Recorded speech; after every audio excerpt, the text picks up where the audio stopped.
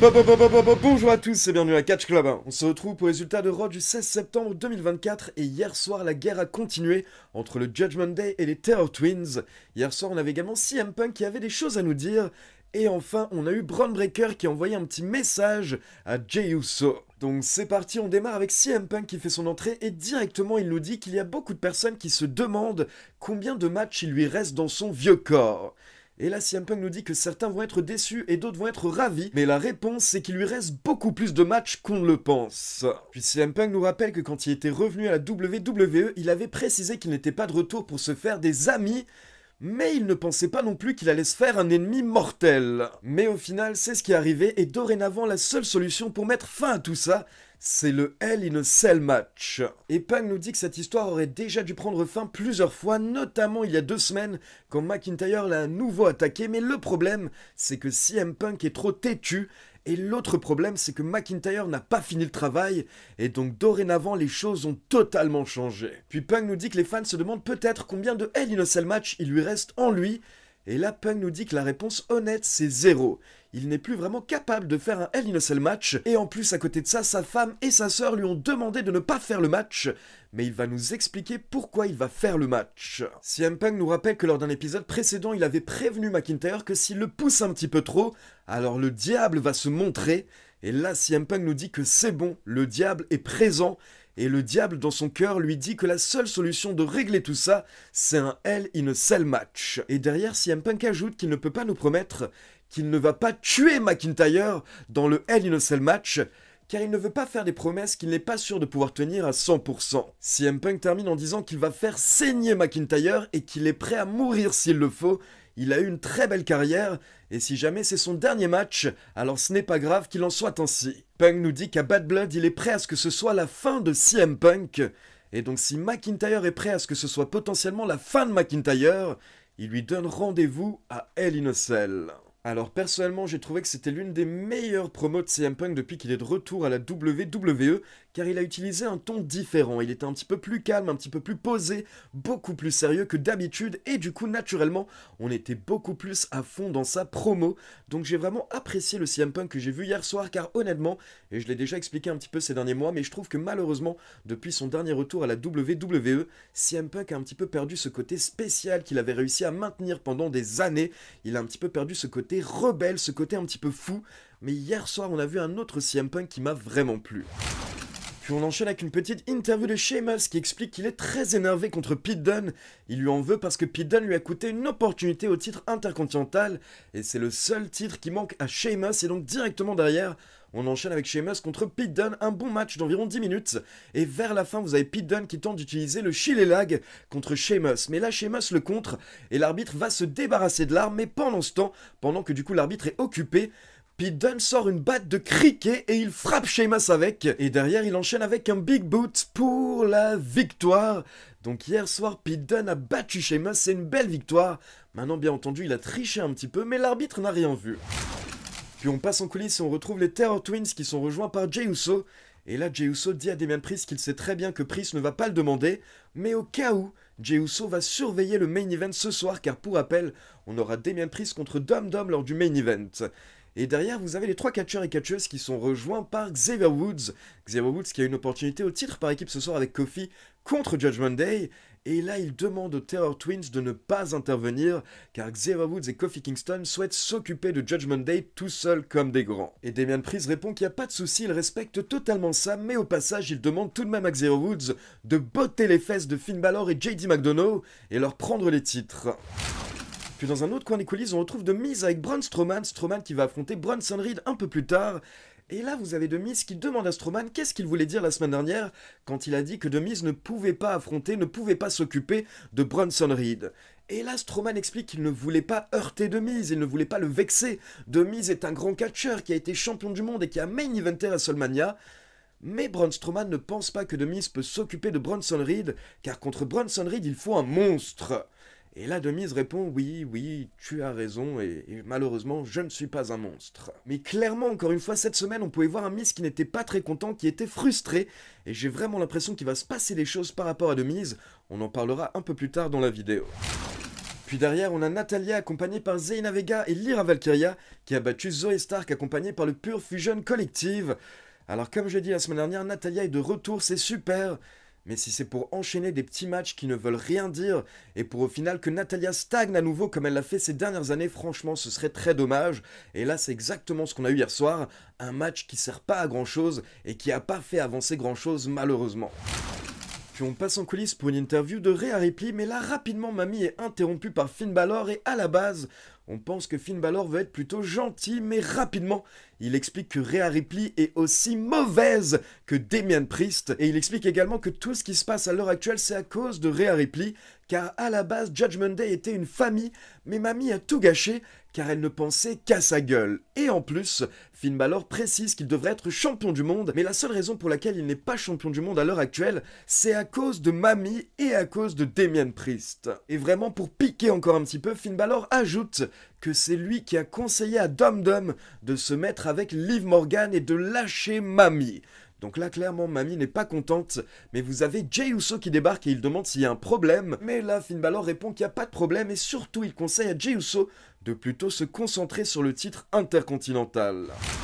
Donc justement, Jey Uso fait son entrée pour nous parler de son désir de remporter le titre intercontinental, mais rapidement, il est interrompu par le champion Bron Breakker. Et là, on a un petit peu de trash talk entre les deux catcheurs, et on a Bron Breakker qui précise qu'il est au courant que Jey Uso est à la WWE depuis 14 ans, mais la vérité selon Bron Breakker, c'est qu'en 6 mois, il a accompli plus de choses en tant que catcheur solo que Jey Uso en 14 ans. Et Bron Breakker précise qu'il n'a pas eu besoin de son père ou de son oncle, ou même de son nom de famille. La seule chose dont il a besoin, c'est ce titre, le titre intercontinental, car dorénavant, c'est ça sa famille. Et Bron Breakker ajoute que la semaine prochaine, il va exposer le fait que Jey Uso n'est qu'une fraude, car Jey Uso n'est rien du tout sans sa famille. Mais là, bien entendu, vous avez Jey Uso qui répond en mettant son expérience en avant, en disant que justement, ça fait 14 ans qu'il est là, et il avait commencé à remporter des titres quand Bron Breakker était encore en couche-culotte. Et derrière, Jey Uso ajoute que la semaine prochaine, on va savoir de quoi est fait Bron Breakker.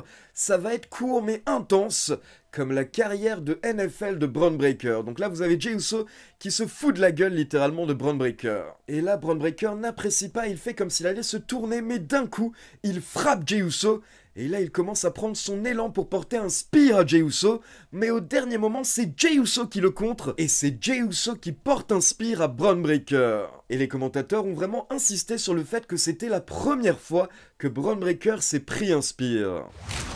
Puis on passe en coulisses et on a Io Sky qui va gueuler sur Bianca Belair car ce soir, on a un match entre Bianca Belair et Kairi Sane. Mais Io Sky dit que c'est pas normal que Bianca Belair ait demandé ce match car Kairi Sane est blessée et du coup c'est totalement injuste.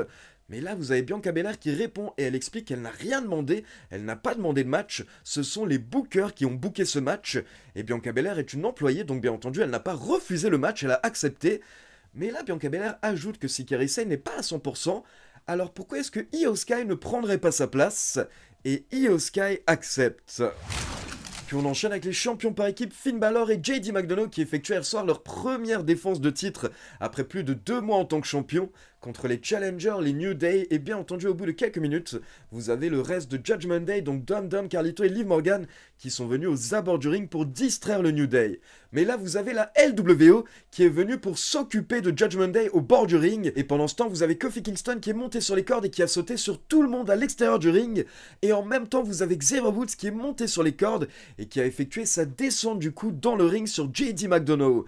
Et là, Xavier Woods pouvait remporter le match, il a effectué le tombé. Mais le problème, c'est que l'arbitre était à l'extérieur en train de s'occuper de Kofi Kingston et tous les catcheurs sur qui il avait sauté. Donc là, Xavier Woods n'a pas pu remporter le match à cause de Kofi Kingston et l'intervention de la LWO et de Judgment Day. Donc forcément, Xavier Woods n'est pas content, il sort à l'extérieur du ring, il va chercher l'arbitre, mais quand il revient dans le ring, Xavier Woods ne se rend pas compte que JD McDonough a effectué le relais à Finn Balor. Et donc là, vous avez JD McDonough qui chope Xavier Woods et Finn Balor qui lui porte le coup de grâce pour la victoire. Mais attention, ce n'est pas terminé, car après le match, vous avez Kofi Kingston qui tente un petit peu de remonter le moral, on va dire, de Xavier Woods, mais là, Woods n'est pas content, et littéralement, il repousse Kofi Kingston, et il dit qu'il en a marre qu'à chaque fois, ça se passe de la même manière. Et quelques minutes plus tard, on passe en coulisses et on a Xavier Woods qui est en train d'engueuler la LWO car il dit que s'il n'était pas intervenu, alors le New Day aurait pu remporter les titres par équipe. Et surtout, Woods dit que personne n'avait demandé à la LWO d'intervenir. Mais là, vous avez Kofi Kingston qui débarque et il précise que si il avait demandé à la LWO d'intervenir au cas où Judgment Day intervenait également. Et donc là, vous avez Kofi qui remercie la LWO s'en va. Mais derrière, c'est très tendu encore une fois entre Kofi et Xavier Woods. Et Xavier Woods qui demande comment ça se fait que si Kofi Kingston avait un plan, il n'a même pas pensé à prévenir son coéquipier. Et surtout, Xavier Woods ne comprend pas pourquoi est-ce que selon Kofi, ils ont besoin d'aide dorénavant, alors qu'auparavant, ils n'avaient jamais besoin d'aide. Mais là, Kofi Kingston répond qu'en effet, auparavant, ils n'avaient jamais besoin d'aide, mais parce qu'ils avaient Biggie. Et là, ça fait très mal à Xavier Woods, il le prend très mal, car au final, il comprend qu'aux yeux de Kofi Kingston, il n'est pas au même niveau que Biggie. Et donc le segment se termine avec Xavier Woods qui s'énerve et qui gueule qu'il ne comprend même plus ce qui se passe. Donc ça commence vraiment à être très tendu entre Xavier Woods et Kofi Kingston. Et donc justement, par rapport à ça, je vais donner quelques petites idées de scénario pour Xavier Woods s'il effectue bien son heel turn, ce qui risque sûrement d'arriver lors des prochaines semaines. Alors selon moi, si Xavier Woods effectue un heel turn, je le verrais bien derrière directement rejoindre un autre clan pour vraiment démarrer une histoire et pas se retrouver solo, sans histoire, sans gimmick. Et du coup, là, j'hésite, je vois deux possibilités. La première possibilité à laquelle j'ai pensé ces derniers jours, ce serait pourquoi pas avoir Xavier Woods qui rejoint Judgment Day afin d'avoir une nouvelle famille autour de lui. Et en gros, au final, on aurait un Xavier Woods qui se serait rendu compte que les tactiques de Judgment Day fonctionnent, alors que ce qu'il faisait avec le New Day ces derniers mois ne fonctionnait plus du tout. Ou sinon, un autre choix que je verrais et qui nous permettrait d'utiliser également ce qui s'est passé ces derniers mois, ce serait que Xavier Woods rejoigne le clan de Karrion Kross. Alors certes, le clan est pas fou, mais au moins, ça donnerait une storyline à Xavier Woods, mais à ce moment-là, je verrais Xavier Woods qui rejoint le clan, et encore un autre membre, un catcheur qui, comme on a pu le voir un peu plus tôt, est perdu et frustré actuellement du côté de Raw. Il s'agit du Miz, car en plus, ces dernières semaines, on a également vu Karrion Kross tenter de convaincre The Miz, et clairement, on sent tous que The Miz a besoin de quelque chose de nouveau. Donc pourquoi pas un Xavier Woods et The Miz qui rejoindraient le clan de Karrion Kross en même temps. Donc voilà, ce sont deux petites idées que j'ai eues comme ça, mais comme je vous l'ai dit, ce sont juste des suppositions. Je ne sais absolument pas ce qui va se passer par rapport à Xavier Woods. Ensuite, pour info, hier soir, on a eu une nouvelle vignette de Uncle Howdy avec un nouveau QR code à la fin. Le QR code nous renvoyait vers le site habituel des Wyatt Six sur lequel on a plein d'articles avec plein d'indices. Et hier soir, il y avait de nouveaux articles, notamment un article dans lequel on parlait d'une femme, une présence féminine, et du coup beaucoup de personnes se demandent si cela va mener au retour d'Alexa Bliss. Puis on enchaîne avec ce qui était sûrement le meilleur segment hier soir, Bronson Reed contre Braun Strowman. Les deux monstres sont sur le ring, et là directement vous avez Bronson Reed qui fonce sur Strowman, mais Strowman l'évite. Et du coup Bronson Reed se prend les turnbuckles, et là il décroche la troisième corde, donc pendant quelques instants vous avez le ring qui est cassé. Directement derrière vous avez Strowman qui porte un énorme chokeslam à Bronson Reed, puis un big boot, et là Bronson Reed sort du ring, et pendant ce temps vous avez Strowman qui se prépare pour faire son petit train. Il veut foncer sur Bronson Reed, mais au dernier moment pour se sauver, Bronson Reed chope un fan dans la foule, et il le jette sur Braun Strowman. Alors ça c'était l'image de la soirée hier soir. Et là Bronson Reed va un petit peu sur le côté histoire de reprendre ses esprits, mais Braun Strowman ne le lâche pas, il fonce dans Bronson Reed, et les deux catcheurs passent à travers les barrières de sécurité. On a eu un bordel de malade en une minute, avec tellement de gros bumps, de gros impacts. Franchement, c'était impressionnant, c'était divertissant. Et je le précise au passage parce que beaucoup de personnes m'ont posé la question depuis hier.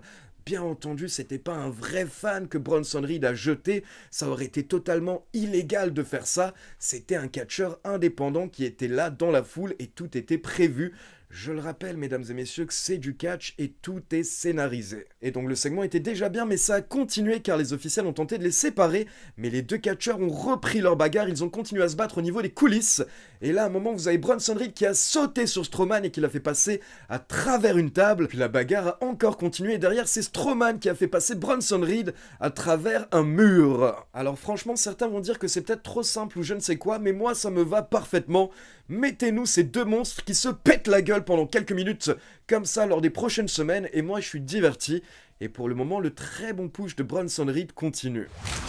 Puis on enchaîne avec Sami Zayn qui fait son entrée, il vient nous parler un petit peu de Bret Hart, puis directement, il nous parle de Gunther qui a refusé son challenge plusieurs fois. Et Sami Zayn nous rappelle que Gunther a refusé son challenge car selon Gunther, Sami Zayn n'est pas dans la même ligue que lui. Mais Sami Zayn ne croit pas Gunther et selon lui, même Gunther n'y croit pas car selon Sami Zayn, la vérité, c'est qu'il a réussi à entrer dans la tête de Gunther et actuellement il fait douter Gunther. Sami Zayn nous dit qu'il se rappelle très bien avoir battu Gunther à WrestleMania il y a quelques mois et s'il l'a fait une fois, il sait très bien qu'il peut le refaire. Donc il nous dit que la vérité, c'est que Gunther a peur de lui. Mais là, vous avez Ludwig Kaiser qui fait son entrée pour défendre Gunther. Ludwig Kaiser précise que Gunther n'a absolument pas peur de Sami Zayn, mais au contraire, il tente de sauver Sami Zayn d'une humiliation totale. Mais là, vous avez Sami Zayn qui répond à Ludwig Kaiser et Sami Zayn nous dit qu'il est étonné que Ludwig Kaiser vienne parler à la place de Gunther, car Gunther n'a pas besoin de lui pour parler. Et d'ailleurs, Gunther n'a pas besoin de lui du tout au final, Sami Zayn nous dit. Et Sami Zayn ajoute que selon lui, Kaiser n'a pas besoin de Gunther non plus. Et au fond de lui, Kaiser veut se faire remarquer, il veut briller, et c'est pour cette raison qu'il a trahi son coéquipier Giovanni Vinci, selon Sami Zayn. Et donc Sami Zayn dit à Ludwig Kaiser qu'il devrait arrêter de parler au nom de Gunther, et à la place, il devrait avoir des balls pour pouvoir parler en son propre nom. Donc là, on a clairement Sami Zayn qui tente de créer des tensions entre Ludwig Kaiser et Gunther, et justement, Gunther fait son entrée, il monte sur le ring, il dit qu'il va répondre au challenge de Sami Zayn dans un instant, mais d'abord, il se tourne vers Ludwig Kaiser et il demande à Ludwig Kaiser s'il a quelque chose à lui dire. Et là, vous avez Ludwig Kaiser apparemment qui a quelque chose à dire, il se prépare, il veut dire quelque chose à Gunther, on pense qu'il va le trahir, mais au dernier moment, il attaque Sami Zayn pendant que vous avez Gunther qui est mort de rire. Et en fait, c'était un plan de la part des membres d'Imperium. Et donc là, vous avez Ludwig Kaiser qui tient Sami Zayn pendant que Gunther lui répète que sa réponse est toujours non. Puis Gunther quitte le ring et il dit à Ludwig Kaiser de faire son taf. Donc là, Ludwig Kaiser chope Sami Zayn, mais au final, Sami Zayn le contre. Et il réussit à lui porter un Hell of a Kick sous les yeux de Gunther qui était à l'extérieur du ring. Donc nouveau message de la part de Sami Zayn à la fin du segment. Ensuite, on a eu un excellent match entre Bianca Belair et Io Sky, 12 minutes. Les deux catcheuses ont tout donné et à la fin, vous avez Io Sky qui a réussi à surprendre Bianca Belair avec un tombé pour la victoire. Le public hier soir a adoré ce match dans l'arène, c'était un excellent match féminin. Puis derrière, on a un petit segment, on a Ludwig Kaiser qui confirme qu'il va affronter Sami Zayn la semaine prochaine. Puis on retrouve Ilya Dragunov en coulisses qui va discuter un petit peu avec Jey Uso. Puis quand Jey Uso s'en va, Ilya Dragunov se retrouve avec Judgment Day. Et là, vous avez Finn Balor qui menace un petit peu Ilya Dragunov en disant que Dragunov actuellement est en train de devenir pote avec Jey Uso ou encore Rhea Ripley et Damian Priest. Et du coup, forcément, Judgment Day n'aime pas trop ça. Donc Finn Balor conseille à Ilya Dragunov de mieux choisir ses amis. Mais là, Ilya Dragunov répond que ce ne sont pas vraiment des amis, mais par contre, il respecte Jey Uso, Damian Priest et Mami. Et il ne peut pas en dire autant par rapport à Judgment Day. Donc là, vous avez le reste de Judgment Day qui veut attaquer Ilya Dragunov, mais Finn Balor les retient en disant que c'est pas le moment. Et de toute manière, là, ils doivent aller s'occuper d'un des amis de Ilya Dragunov. Et donc on passe au main event avec Damian Priest accompagné par Mami contre Dum Dum accompagné par Judgment Day. Et bien entendu vers la fin du match, Judgment Day notamment Liv Morgan sont intervenus. Ce qui fait que là d'un coup vous avez Rhea Ripley qui se jette sur Liv Morgan. Et les deux catcheuses se battent au niveau de la table des commentateurs. Et pendant ce temps, vous avez Damian Priest qui réussit à se débarrasser de tous les autres membres de Judgment Day. Et au final il réussit à porter son chokeslam sur Dum Dum pour la victoire. Mais après le match vous avez Judgment Day qui s'acharne sur Damian Priest et Mami jusqu'à l'intervention de Jey Uso qui fait son entrée pour sauver les Terror Twins, sauf que là une fois qu'il arrive au bord du ring, il se prend un énorme spear de quelqu'un qui avait une capuche et bien entendu c'était Bron Breakker qui est venu à ce moment-là envoyer un message à Jey Uso, ce qui fait que le show s'est terminé avec Breakker qui a pris l'avantage sur Jey Uso. Et pendant ce temps, Judgment Day ont continué à s'acharner sur Mami et Damian Priest dans le ring. Donc c'est la fin du show, on passe à la conclusion. Et petite info, Pierre n'est pas présent actuellement pour des raisons personnelles, mais bien entendu, dès qu'il le pourra, il sera de retour dans les vidéos de Raw et de SmackDown. Et donc encore une fois, hier soir, on a eu un très gros Raw, il s'est passé beaucoup de choses et la WWE est vraiment en train de nous builder un gros bad blood, notamment avec ce Hell in a Cell qui est parfaitement construit entre CM Punk et McIntyre. On a envie de voir ces deux catcheurs s'entretuer lors de bad blood. À côté de ça, j'apprécie beaucoup ce qui se passe entre les Terror Twins et Judgment Day. J'ai apprécié de voir que Judgment Day a pris le dessus hier soir, et j'espère que lors de Bad Blood, on aura au moins une victoire de Judgment Day sur les 2 matchs où ils sont présents. Jey Uso contre Bron Breakker, ça avance petit à petit. Sami Zayn contre Gunther, franchement, ça devient très intéressant, mais hier soir, je pense vraiment que le meilleur segment était celui entre Bronson Reed et Braun Strowman. Les 2 monstres ont tout donné. Donc voilà, c'est tout pour Résultat de Raw. Maintenant, comme d'habitude, c'est à vous. N'hésitez pas à me laisser vos avis dans les commentaires. Et comme d'habitude, n'oubliez pas de liker la vidéo, de vous abonner à la chaîne et de cliquer sur la petite cloche pour être informé de la sortie des prochaines vidéos. Ciao tout le monde!